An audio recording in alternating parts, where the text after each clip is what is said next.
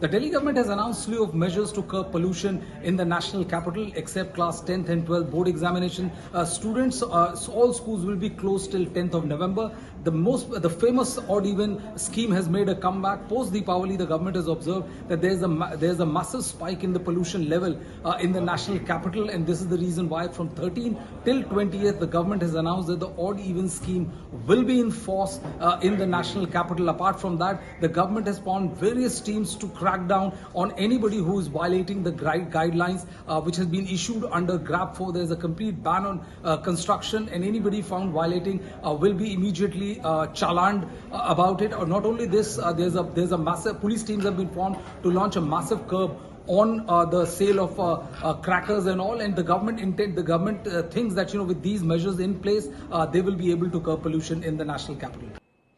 365 दिन दिल्ली के प्रदूषण को कम करने के लिए काम हो रहा है, समर एक्शन प्लान के माध्यम से और विंटर एक्शन प्लान के माध्यम से। दिल्ली में जो दीर्घकालिक पहलकदमी दिल्ली के मुख्यमंत्री अरविंद केजरीवाल जी के नेतृत्व में सरकार ने लिया, चाहे वो व्हीकल पोल्यूशन को कम करने के लिए ईवी पॉलिसी लाना हो,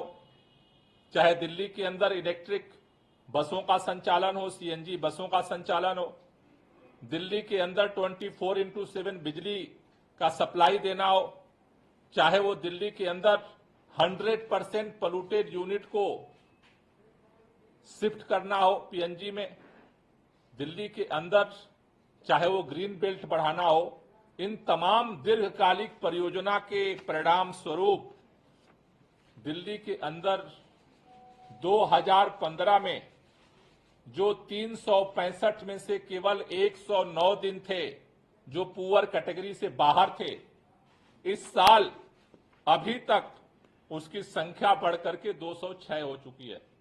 यानी इस वर्ष 2015 में 365 में से केवल 109 दिन थे जिसमें हवा की स्थिति पुअर क्वालिटी में नहीं थी।